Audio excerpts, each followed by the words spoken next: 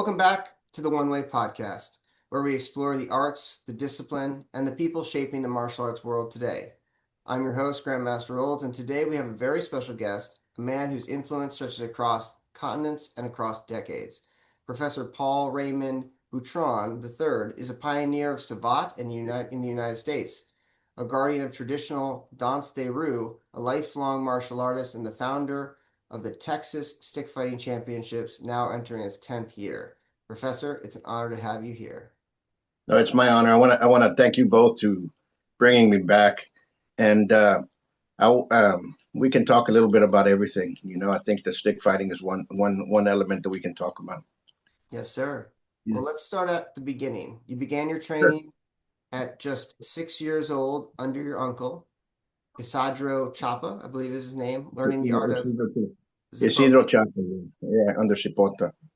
And my uncle used to say, boxing, well, in Spanish, he used to say, el box es para ring y cipota es para la calle, meaning boxing is for the ring and cipota is for the street. Little did I know what cipota actually was until I left, until I graduated, right? High school. A cousin of mine, like in my junior year, he came in. He was in Hawaii, and he had studied before. He was much older than I. He ended up in Hawaii after Vietnam, and he used to say, "I'm somewhat of the lower escalates of all the cousins. My father was the youngest of five brothers, and so I'm in that type. So when people say, "What do you mean your cousin was in Vietnam?" Yeah, they were older. The oldest brother, his father, my oldest uncle was 17 years older than my father. So you can Hmm. you can take it. But anyway, What was it? um, What was it like growing up beside that lineage, and how did those early lessons shape the martial artist you eventually became? how can I put it to you this way? My uncle Chilo and my dad's brothers, two of them were very very well respected in town. I didn't know why. You know, you used to go places with them, and people used to just basically bow their heads or say hi or very respectful. My uncle Chilo was a very respectful individual, very cordial, very soft spoken. Mm. Um, he was very short, and by stature was 5'2". He looked like a like a little plug, like a fire plug. He was that strong. Um, I saw him many times when he started getting older. He ended up getting a very rare strain of rheumatoid arthritis. Mm. So he started getting disfigured by his hands, but he can still show you how to do things. Mm. And when he started showing us that, and you're seeing this individual that's in his late 60s and 70s, and he's doing these type of moves and actually putting people on the ground, that's when I really started paying attention. Mm. Okay. Mm. Um, he had a very strong boxing background. Mm. Okay. He said that it was part of it, as well as the ring is very much part of Savant, right? Mm. And you can see why that ring savvy. There was an older world champion from Laredo. His name was Gabby Canizales. I was 13 years old when the doctor manager of him brought him to my uncle and was telling my uncle, please teach him. And my uncle said, look at my hands. I just had surgeries. Mm. Goes, I can't teach him because I'm the one that needs to be in front of him to teach him. And I was like, these people are bringing these contenders for him to teach them. There must be something here, right? Mm. When I found out what Cipota and Savat was, because Cipota means shoe in Basque, Savat means shoe in Old French. So it's very much the same thing, right? Um, Mm. my cousin said, when you leave and you go to Dallas, look for Savat. Well, there was no Savat. I got involved with Kempo. I got involved with Aikijitsu, got involved with Kung Fu, got involved with a bunch of other things. But and then what started happening was, I graduated at 16, so I left. I turned 17 when I was in college, and I was living in Irving, Dallas Fort Worth area, and we all used to spar, and I used to work out I used to not work out. I used to work at a gym called physique gym, a bodybuilding gym, powerlifting gym. And they had a boxing ring in the back. And in the back, you have people like um, Ray McCollum, um, what's his name? Smedley used to come around. Dorsey used to come around. In fact, um, We just had him at our school not too long ago. Troy Dorsey. is a great man. Right. What's his name? Demetrius Havana's daughter, the Greek, his daughter used to work out with us.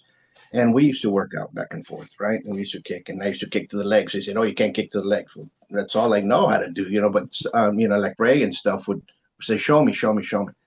And so we became very good friends. While I started working out with Kempo, started doing the same thing. Used to kick them to the legs, and people didn't know how to kick to the legs. It was taboo in the '80s to kick somebody in the legs. Mm. You know, what was the name with Van Damme when he was a Thai boxer, kickboxer, right? It was Kickboxer the movie. Mm-hmm. Thai boxing really was unknown until then, Mm-hmm. and I think that movie changed the persona of how people wanted to spar after that because people wanted to do some type of Thai kick, and that's when it really started developing, right? So people started saying, "What do you do?" Well, this is what it is, and then that's how Savate started moving. That's how I started forming a club back in '88. You can put it that way. My dad and my uncle used to teach here. My uncle actually was the one that was teaching. And back in was it eight? It was 87, 88. A French guy came in who was in California. His name was Salim, and he was trying to start a movement. So we all kind of got together and started pushing the movement forward. He was out of the Inostanto Academy. So my dad ended up talking to the French Federation at the time. It was '88. So the French Federation sent a group of French professors, and that's how the ball started moving. Were there people here before that did Savate? Yes, there was. There was a gentleman by the name of Daniel Doobie back in the early '80s, Savate guy, but he was not a professor. He was a initiador. Initiador is the first rank of teaching. We'll get into that in a bit if you want to. Initiador is you can have your own club, basically. You can't rank anybody, but you can have your own club. And so he was a partner of Benny Urquidez and all those individuals, and he was a bodyguard. And he left. Something occurred, and he ended up leaving to France, and then actually ended up being in jail because things that he had done. He was a bodyguard at one particular time, and right around there, that's where it basically people started kind of getting together, and clubs started being formed. In 1990, I get a letter from the French Federation of Savate as a scholarship for me to go to France. And I left and I lived over there. I had a club of Savate over there. In fact, to the day, I'm still the only non-French to ever have a club of Savate in France. Mm-hmm. Okay, so That's awesome. Yes, sir.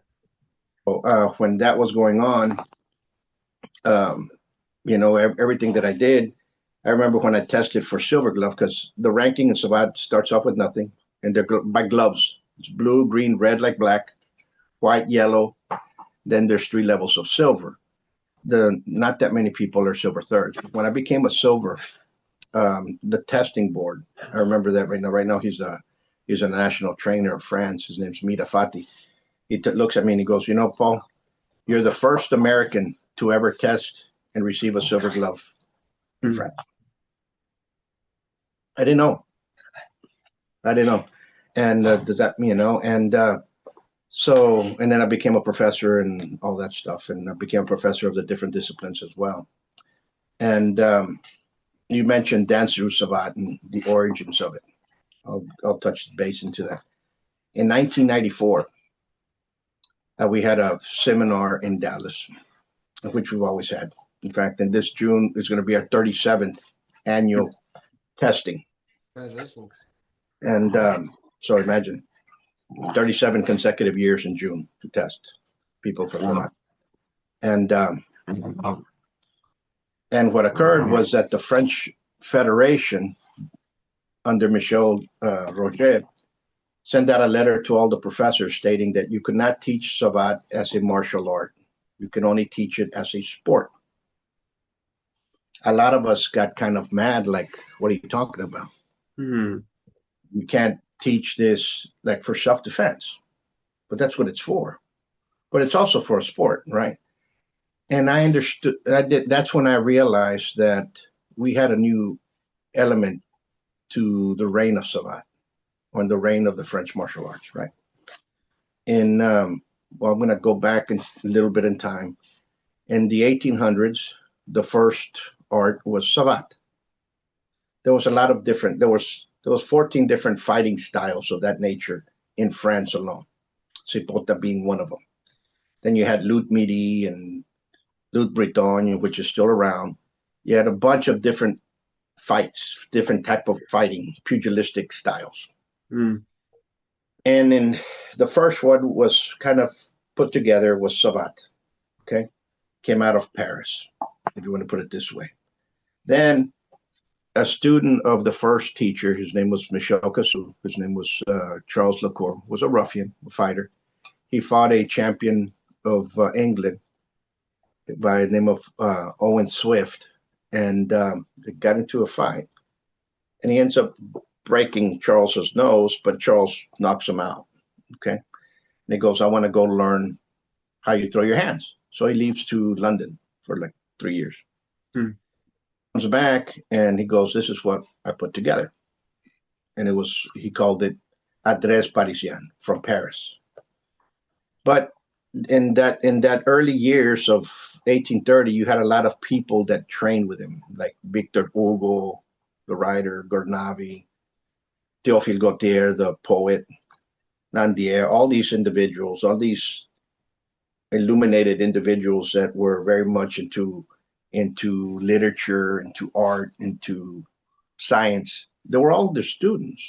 Okay, they weren't just ruffians. So in a newspaper, they said the paresa de, something to the sense of uh, pa- uh, adresse parisienne is the new fad known as boxe française. So that's where the term French boxing or boxe française comes of age. Hmm. So you have two parallel lines developed. You have Savate and you have boxe française, and they're parallel until 1978. They had distinct traditions, Hmm. distinct techniques, philosophy. The weapons kind of commingled, and there were other disciplines that they will commingle with each other, like lutte parisienne, panache. But what occurred was that those two structures were alive and kicking. Okay, in both had federations. The interesting part is that both of them played a key role in the French freedom fighters of World War II. They Hmm. both had the Boxe Française segment had freedom fighters, and the Savate segment had freedom fighters. In fact, my professor Lafon was in prison in a Nazi camp. Okay, and he was told that if he didn't teach him Savate, that they'll mistreat the prisoners. So he started teaching. So Germany has Savate because of that. Okay. Wow. And the last time I was talking to them, they kind of got mad. It was back in 2000. They were talking, oh, we've had Savate since right after the war. Yeah, but you guys got Savate because my professor taught a bunch of Nazis. So you mean to tell me you guys are Nazi? Hmm. You know what I'm saying? So, but anyway, neither here nor there. But that's where it comes from. Now, what what happens in '94 was a lot of professors said, "What's your all's problem? We can teach whatever we want." Literally, no, because in Savate, in the realm of Savate, there are no private schools like the way you have or the way I have. All the schools are either taught in an educational department in a school, Hmm. in a municipality. So if you don't follow the regulations of the governing body, you're not teaching. They'll replace you. Understand? So enough. So when that occurred, the International Guild was developed of Savate. but what are we going to name it? So we were all talking about the name and this and that, and different names came of age. We have to separate it because we're going to teach all the disciplines. And the Mm. first thing that occurred was there's an international phrase: "Do you want to dance?" Meaning, do you want to fight? Right? And when that occurred, was that that's where you get the name Dance de Roussevat. Basically, do you want to dance? But people come out and say, "Oh, it was a name in the 1800s," and they fabricate all kinds of stuff on the internet, and it's not. It's a very simple term. You want to dance? I mean that. We say it here. You probably say it in New Hampshire. You say it in France. You say it in Spain. You say it in Italy. It's a term that's used throughout the Western world for picking a fight or let's get it on. You know what I'm Mm. saying? Or we want to fight. So that's where it came from. So we left it like that for the street element of it. And it got very popular with a lot of the professors, even in France and here, that the curriculum was developed, that they were teaching it, and all of a sudden the French Federation says, wait a minute, you guys can't teach that. You have to teach what we say. So they made Mm. a term called Savate defense, and they had to teach certain elements that they. So in other words, Dancerou Savate pushed the French to teach Savate as a self defense. Now, back in I think '97, that's when they started pushing it. So we were alive 3 years, was picking up speed, and all of a sudden, well, wait a minute, we have to do exactly what they're doing. That's what. Mm. You understand? think I'm Yeah. following. Yeah. So can you give us a little more clarity on Zapota and how that is different than Savat? It's a pretty obscure discipline. Can you talk a little bit about that? Cipota has a lot of manipulated structures to it. It has techniques that not only the striking elements, because the technique would be a jab, cross, fuerte, coup de bas. Those are techniques. But the actual structure for fighting, you have to have a technique, then you have to have a manipulation to subdue your opponent. Correct? Mm. And I'm not. And a lot of people might say, well, a technique is a self-defense technique. No, the technique are literally how you throw a punch. I do that. Those are the techniques of any system. You have that in Cipota. You have certain kicks that were different that were not taught in neither Box Frances nor in Savat, but now are. We have Mm.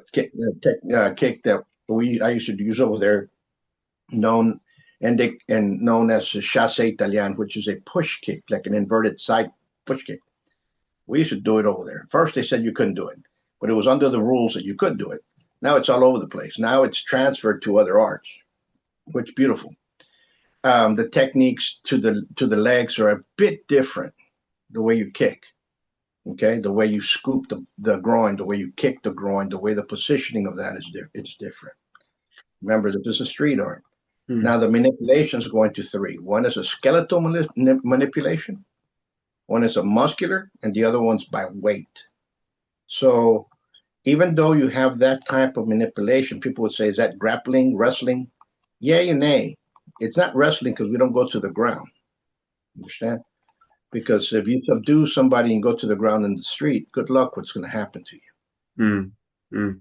And you got third party assailants, you got people that just want to be heroes, you got anybody that just comes up and will kick you. It's a dangerous thing to do if you take somebody to the ground. It's fine and dandy as a sport when a one-on-one situation. It's beautiful, knocking it down. But in the streets, a total different element. And I can show you video after video of people getting hospitalized or going to the grave because you're taking somebody down. You might be doing a great neck crank, but somebody put a knife in the back of your back. Nothing you can do about it. So, in that sense, it was very much for the street. The philosophy of it was for the street. The headbutts were for the street. The way you threw an elbow was for the street. The way you protect yourself was for the street. But it was all entwined inside the pugilism of that. My uncle's, like I said, boxing was very much into that. So you have to know how to throw a jab, cross, uppercut, what have you. You have to know the kicks in the bottom. You have to know that. If you were going to fight in the ring in boxing, well, of course you didn't kick, right? Mhm. Can I, For the street, those elements were there. Go ahead. gonna say, can I ask something here? So you have mentioned kind of starting in the 1800s and then building up through, I think you said 1978 or so. Um, these two kind of lineages developing parallel to each other. And something that really caught my attention was you said that I believe it was Savate or Bucks. What is the Box French Francais. Box Français was taught in an educational setting. So when you say an educational setting, do you mean like public schools, public and private? And so you were mentioning the regulatory aspect of that, and basically, you know, going through the French government to say like, here's the rules of how this is taught. And does that tie into why you said it said you cannot teach this as a martial art? You can only teach this as something that is like that follows these exact rules and is an educational thing. I think that's really interesting. And just so that I can better understand some of the terms that you're using, are you saying that the street side of things is all of that which is pulled out of the educational setting and saying, okay, yes, there's all of this that we can theorize about, that we can train at school. But when you step outside of school and you say, thank you for class, it's a very different environment when you're out on the street.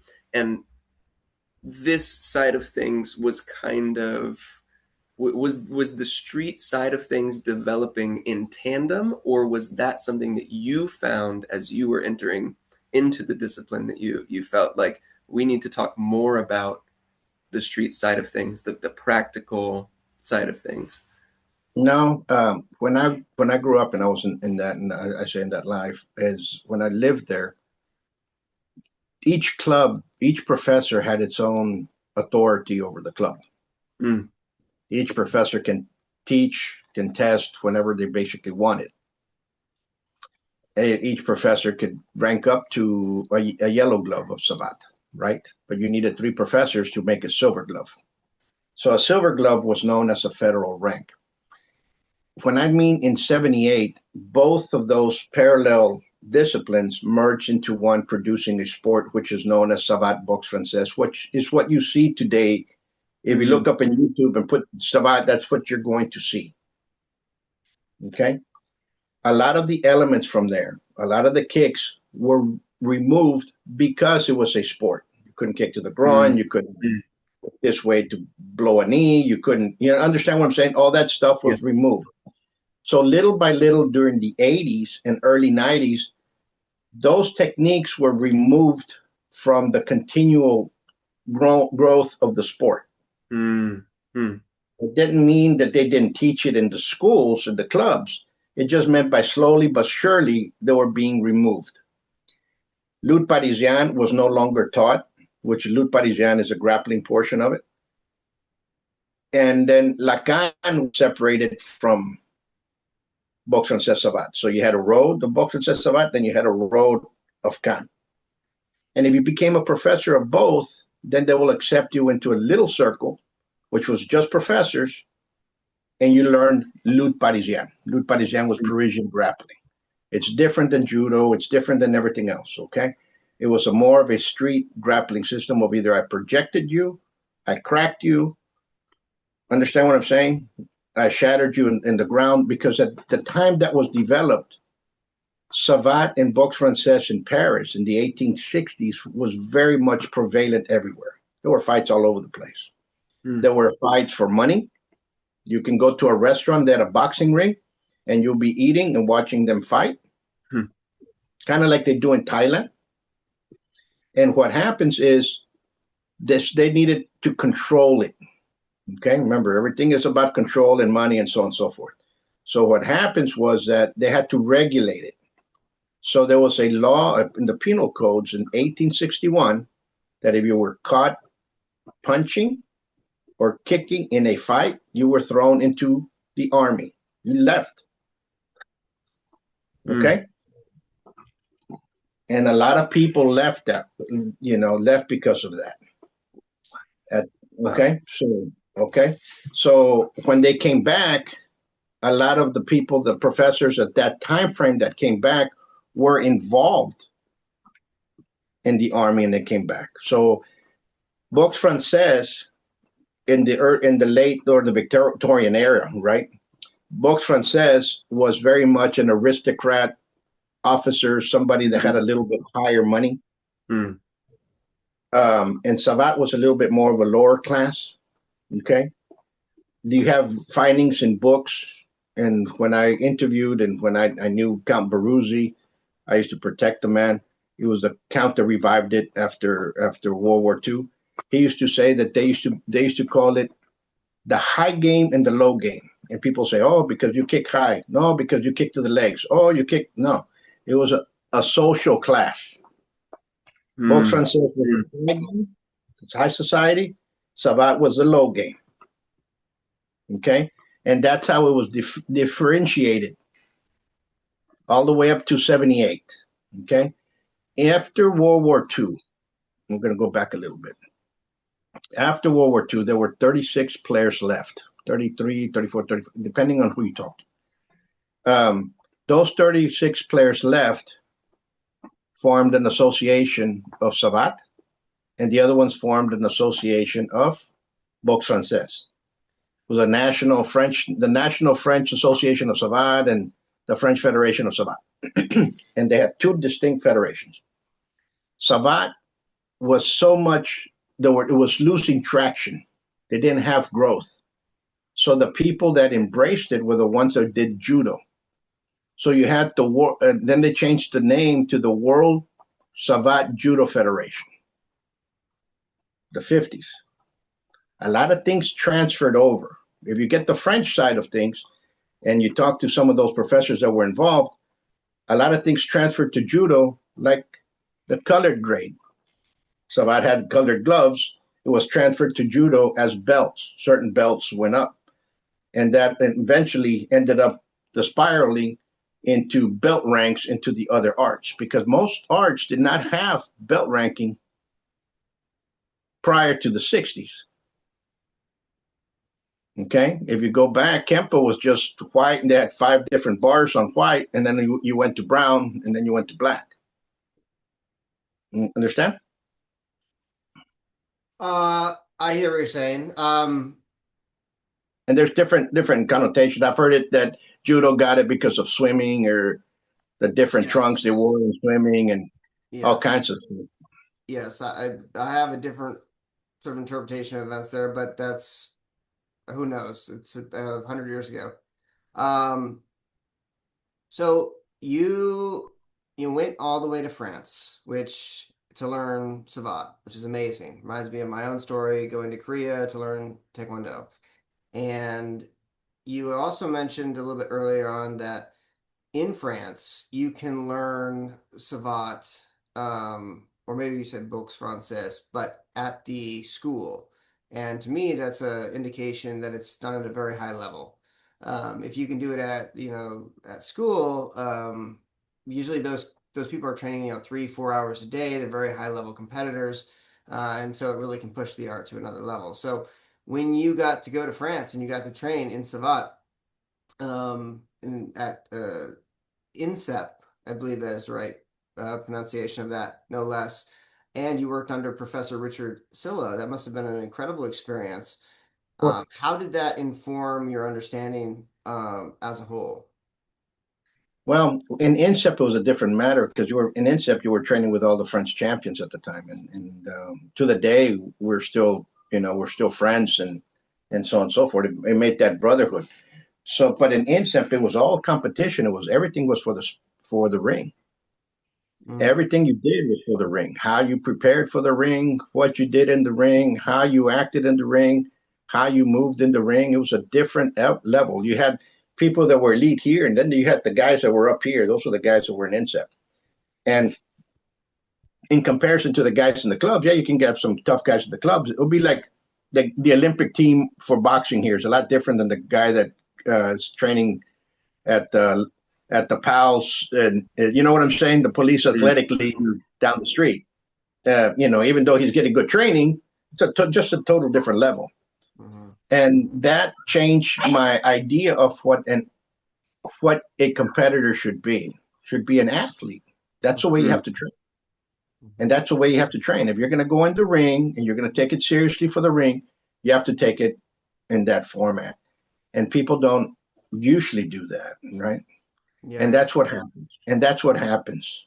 Mhm.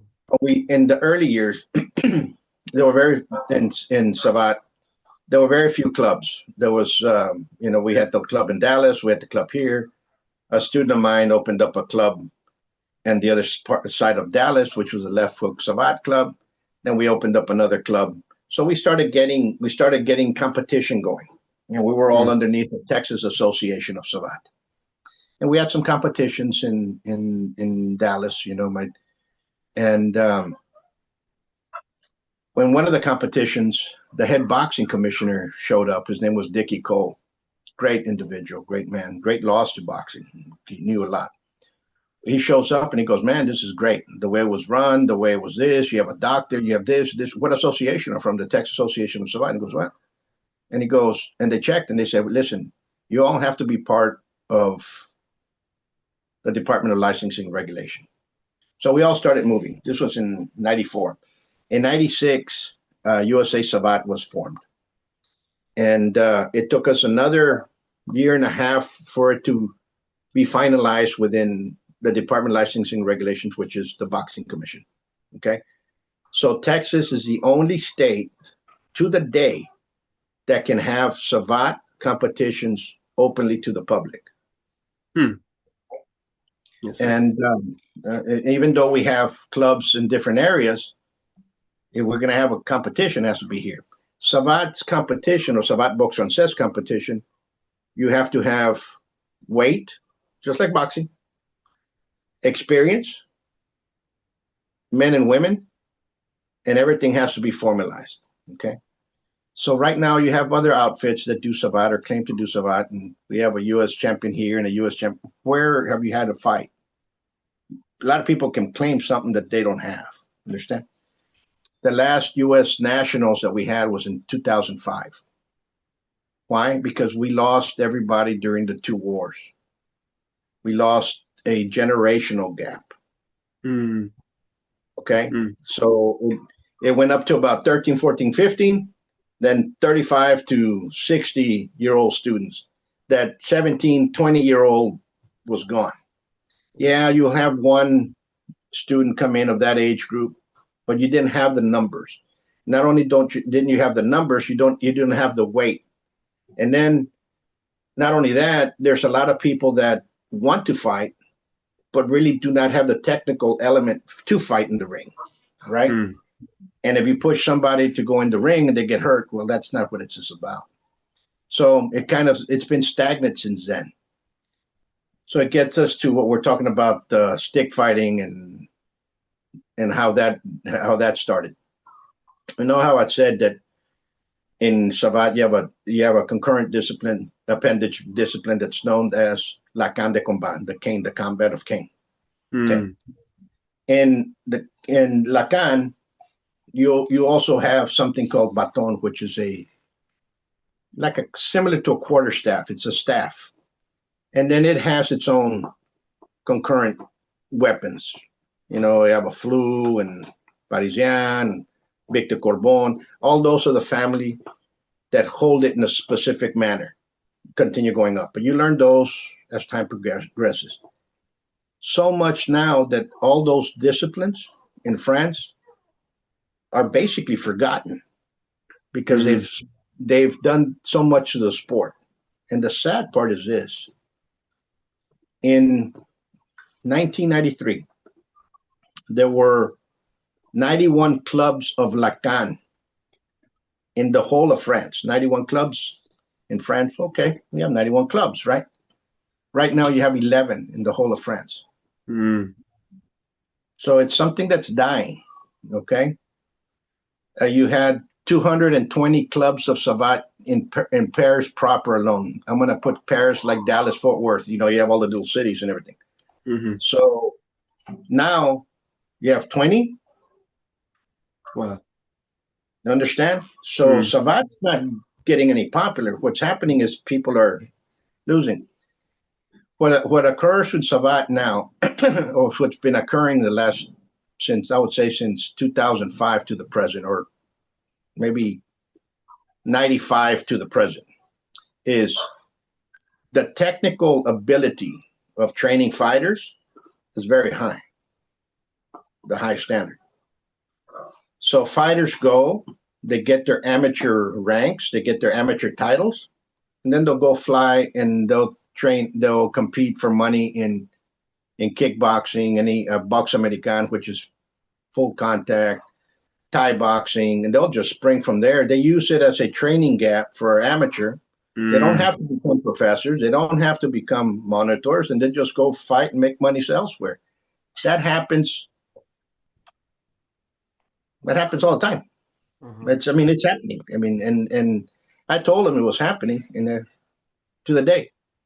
Mm-hmm. If I It's not. can jump in here again, this is something that Grandmaster Olds and I have talked quite a lot about the way that, well, there's a couple of things here that I'm really picking up on. One is how the sportification of the discipline was kind of a blessing and a curse, because through sport, it is, like you said, if I looked up Savate now, I might be introduced to the sport. And so the sport has maybe given it a platform, given the discipline a platform, but at the same time, maybe has cut its legs out from under it and said, okay, well, now we're only focusing on sport, but we're losing touch with the traditional aspects of this discipline. And like you're saying, when you go from in, I mean, 30 years, 90 clubs to 11 clubs, when you go from 200 clubs to 20 clubs, you say, okay, well, it's great that maybe all these clubs are practicing sport and that they're carrying on the legacy in this way, but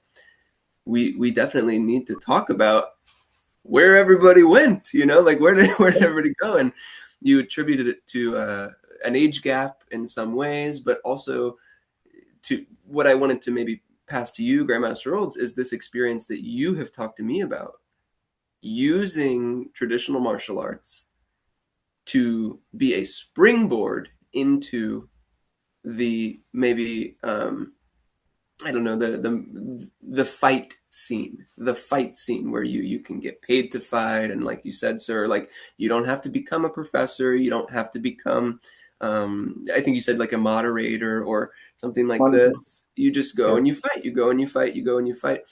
But Grandmaster Olds, you said so often, this is exactly the thing, the throwing the baby out with the bathwater, where you say, okay, well now, cool, you've taken the technical skills and you've thrown everything else away, and now what? Like, who's going to teach this next? Yeah. So I would Yeah. maybe like to open that conversation up a little bit. If I can just Yeah.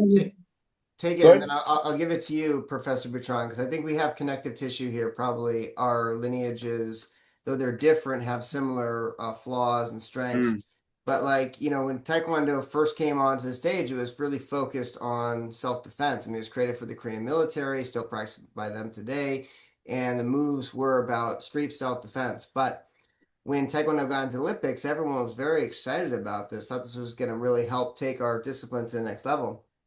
And in some ways, it did help it spread all over the world and get a lot of renown. But the thing is, at the end of the day, people don't learn martial arts for sport. They're more focused on martial arts for self-defense. And now we're starting to see kind of, I mean, it's not completely crumbled, but we're starting to see that empire of Taekwondo crumbling because it's too hyper focused on sport and not focused enough on self-defense. I mm, hear a Right. lot of my friends in jiu-jitsu. I've been doing jiu-jitsu for a long time, and a lot of them are very excited that jiu-jitsu might be getting into the Olympics at some point in the future. And I think that's going to be an absolute curse. I think once it gets into the Olympics, you already see the moves becoming super sportified with a lot of inversion and lapel stuff. And if it gets into the Olympics, it's only going to further go down that way. I look at Taekwondo now and you see these crazy foot fencing techniques, scorpion kick and stuff that have no real self-defense merit, but they are effective in the sport competition. And so the entire art has changed. And I think it's one of the reasons why it's so important for us to preserve the traditional martial arts, mm, because mm. without that, there's no future. There's no future. And we're cutting our legs out, like you said, Mr. Trader, we're cutting the legs out from underneath us. No, absolutely. Let me put it to you this way. During that exchange, a lot of the fighters went into the other disciplines. Well, they techniques of that were signature of Savate. You start seeing them in kickboxing. You start seeing them in Thai boxing. You start seeing them in which those kicks were never there in the 90s. They weren't there in the 2000s. Now they're there. The last couple of years they're there. You know, I'm gonna change this just a bit. You see capoeira, the influence of capoeira to Thai boxing. Kicks with one hand on the ground going over. Why? Because in Brazil, it's one of the highest proponents of Thai boxing in the world. A lot of the instructors of Brazil, the martial art instructors, go to Thailand to learn. A lot of them are capoeira. They go over there and vice versa, and you're taking those elements back over there. So now you start seeing Thai boxers do a mea lua de compaso, even in MMA, and they don't even know where they got it from. You know what I'm saying? So that mixture is there. But again, let's get back into track. So we're talking about Lacan. Well, Lacan, there was, what was it? Last year we had the first American Lacan championships. All American championships of Lacan. Only the people of Savate came. There must have been 9 throughout the states that are in different areas. They competed under the Lacan rules. That was the first time. 40 years that this is going on. Understand what I'm saying? The first time. And now you start looking at it like the sport is picking up a bit. Now, here goes to a different area. You talk about the stick fighting championship that we're going to have. Back in mid 2000s, 2004 or 5, around there, I befriended a guru by the name of Carlito Bonjoc, who's one of the, you can look him up on YouTube. To me, he's one of the humblest, most dangerous individuals that exist, especially with a blade. He learned a system known as Cerrada Eskrima. Little did I know, but Stockton, California is a mecca to the Filipino martial arts in the United States. Okay. In the 50s, 40s, 50s, 60s, Filipinos congregated in the Stockton area because of agriculture and everything else. And they brought with them their fighting systems from over there. The first school of Eskrima, which was out of Grandmaster Angel Cabales, which is known as Cerrada, was there. You had the Largo Manos, Bahalanaya from Grandmaster Leo Giron was there. You had the De Cuerdas from Grandmaster Gilbertino was there. So everybody was there, and it started going across the United States over the years, right? So I was doing a seminar over there, and I was talking to the late Art Gonzalez, and he says, "Hey, do you all have competitions in Lacan?" I go, "Yeah, there is. There's competitions." And he goes, "How would they fare up against a competition from here?" I go, "I don't know. We've never had it." So we all kind of got together, and we started looking. Grandmaster Bandalan from Doce Pares was still alive. And we all kind of got together, and we put elements of the different stick fighting of the Filipinos with Lacan, with boxing, to kind of formulate a new sport. Okay? Is this going to be continuous, like in WECAF? Because if you look at a WECAF competition of Doce Pares, they look like 2 kids hitting a piñata. You really don't know who's doing what. I couldn't tell. You're like, did he win? Oh, I think they both won. They're all padded out and they're just whacking each other. So the techniques start leaving. You know what I mean? They just. And then some of the guys say, no, we have to have it to the point that it has to be reality. If I hit your hand, your arm's going to be broken. Okay, we have to stop it if it's a clear point. If I hit you in the head, well, we have to stop it, because you get hit in the head with a stick in the street, you're not going to go anywhere. You're going to go down. Okay, so we started putting the points together. It took us about 2 years to formulate, right? And probably we started in 13, 14, and then we, of course, we had the first Texas championships. And then we did it underneath the auspice of USA Savate, and we formed that committee, and it's known as a Gentlemen's Stick Fighting Coalition. Hmm. And it started out great. We had people from all different martial arts come. We had people that were from different Filipino styles come, and then it started growing dramatically. And then COVID hit and just disappeared, and then it's now kind of picking up little by little, And we're on our 10th year. I invite you to come down and partake. It'll be a great experience. Sometimes we get 9 guys. Sometimes we get 30 guys. We get some women before, and but the thing is, it just has to start growing. A lot of people, and there's where I'm going to talk about athletes. A lot of people frowned on it because many of them said, "Oh, we train with life sticks. If we can't compete with life sticks, well, you're going to hit somebody with a life stick here." Number one, liability. Second, it's dangerous. Third, I don't think you have the conscience in case you do hit somebody across the head for you to continue. Hey, guess what? That didn't kill him, but it's a paraplegic now, and you're going to have that in your conscience for the remainder of your life. So people, they're just, they're not that bright, but that's what they think, and then some of them, they train. They might train once every 2 weeks in a screamer, and they come in and they get beat up by somebody that's taking it serious, and then they figure out, wait a minute, I'm a grandmaster. How come I got beaten by a guy that's been doing it for 2 years? Because he took it serious. Understand? So I tell this to people: if you're going to compete, I don't care what you compete at, become an athlete towards that competition. If you're just going to go out there and wing it, you're not doing yourself any good, and you're not doing the sport any good. But it's interesting. So I invite you and anybody else that wishes to come over. They can look it up at usasavat.org, or give me a call and buitronacademy.com.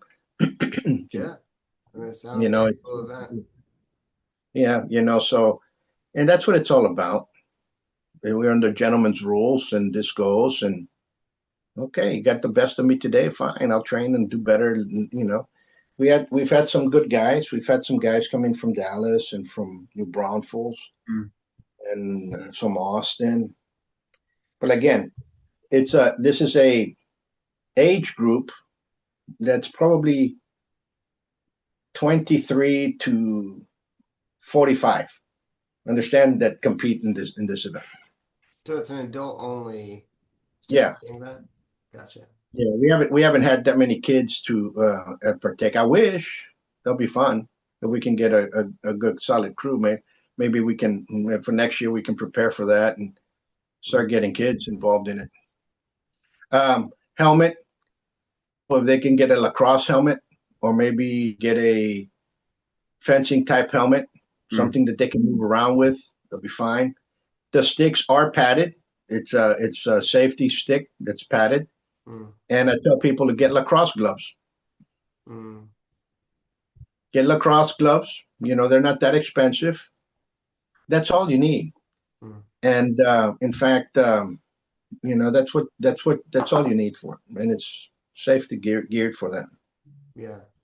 And so you're stopping them after every point? Is that kind of if it's a clear arm strike? If it's the Peter Pan kind of motion, no. But if it's a clear strike that it's above the elbows behind, and it's strict, the strike goes out.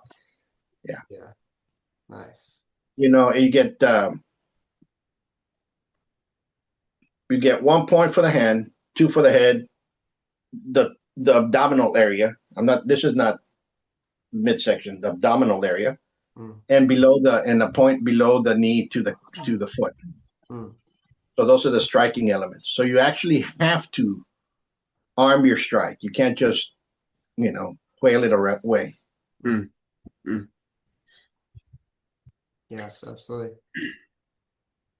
Well, can you tell And us? we've had guys from that came in here from a Japanese sword kind of thing, and they tried it out, and Yeah. it was doing good. But it just got tired. I said, like I say, just train for it. Is it single stick, double stick, or both? Both. You Both. have single stick. We have a short version of 26 and a long version of 36, like a cane, and Mm, then you have double stick, which is the shorter version. gotcha. And Yeah. how does that compare to, a lot of the Filipino martial art competitions for stick fighting? Oh, it does. It's basically the same. Basically the same. Okay. Yeah, And you're telling what happens is a lot of the Filipino ones that they do, it's one of them. If you go through WECAF, it's continuous, hmm. and the other ones are point related as well. Okay. That's good to know. So a lot of those people should definitely come to your tournament. Yeah, a lot of them have. In fact, a lot of them do, and they'll call. Like again, it grew in popularity, but right after COVID, a lot of these schools that were around are no longer. Mm, I mean, COVID just decimated the martial arts, like if it was going out Mm, of style. And I don't mm. know if it's come back yet or not. I have no. If you have a school and it's doing well, I'm glad for you and God bless you.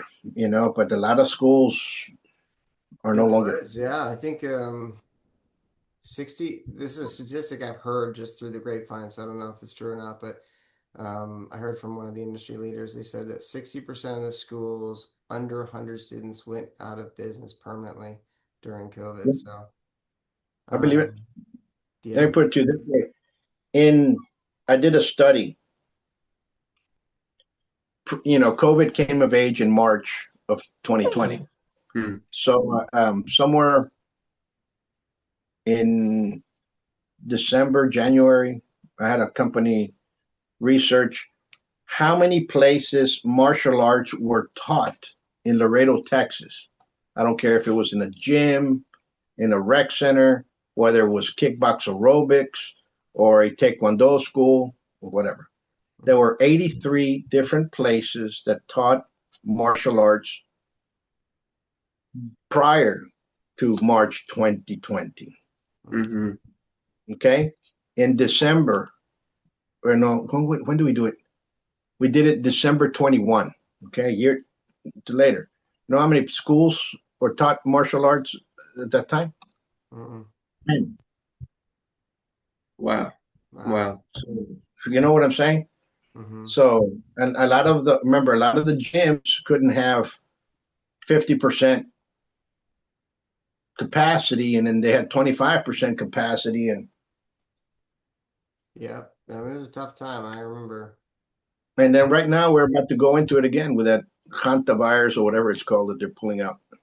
Oh, I haven't been paying attention, so I hope not. I don't think many people are going to listen. Yeah, you're It's right. You're right on that one. really, I don't really think that many bad. people are going to listen. Mm. If I Um, can, if I yeah. can jump in again, Oh, um, so what you're sharing here, sir, is just a reminder to me about the importance of a podcast like this. Like to for me, I was talking to Grandmaster Olds before we started a little bit, just kind of getting apprised of what we were talking about today, and I don't know anything about Savate other than what you've just shared. And so to have the opportunity to listen intently and to just have this space where you can share about your art and this history. I mean, going back to the early 1800s and go like up through that era, I think this format here is going to be so important. And you have a podcast of your own to preserve at least the theory and the ideology behind it, um, and these stories that make up a discipline like this. I believe this is going to be aired without like video visuals, but just to comment on your background, Professor Buitron, as I'm hearing you speak, I'm looking behind you and seeing the shield and all these weapons and all these canes and all these I'm like, man, every single one of those has a story. And I just feel so fortunate and grateful to be part of this group that wants to hear those stories, that wants to make sure we are archiving these and passing them along to the next generation, because who knows who's going to listen. It might be somebody who's 20, it might be somebody who's 50, it might be like my little brother who's 9 years old, and to be able to capture this and say, thank you for sharing about Savate and about your discipline and about this history here. Like, it's, I don't know. I'm feeling really grateful for that, and this The one, conversation so far. the one that should be grateful is I. Mm. And I want to thank you all for opening up your all's podcast and hearing a little bit about an art that is taking me into trouble and out of trouble, and a lifetime. This year I'm going to be 58. So that's 52 years that I've been doing this. Yes, sir. Yes, sir. And so I look at the new guys that are coming up, and I tell them, all I tell them is this: I was very grateful of having great professors, but also grateful of having great individuals that were around me in the training halls, and you are who you hang with. Yes, sir. And you're a residual element of that. So if you have a school, you might be teaching martial arts, but if you have a school that has a bunch of gangbangers in it, you're not going to be producing much people. Mm. A school that has a bunch of serious individuals in there, you're going to be producing some great elements of society. And I think that's where we need to be as martial artists, to produce schools that, all right, we didn't get that Texas champion. We didn't get that world champion. We didn't get that, because those are far in between. But guess what? We made 20 educators in high school. We made 7 policemen in our town. We made 10 firemen. Those are achievements. You know what I'm saying? And There. Yeah, that's what it's all about. You're speaking our language. Self-defense skills are very important. It's central to the martial arts, and we've talked about that throughout the podcast and how important it is to preserve that stuff. But at the end of the day, you'll probably use those only a few times in your life if you get unlucky. But you're gonna use those leadership skills every single day, and that's what's gonna make the world really a better place. Just knowing how to fight doesn't really solve a lot of problems. If you're someone who's going around instigating fights yourself. So correct. Thank you so much, Professor, for coming thank on. You.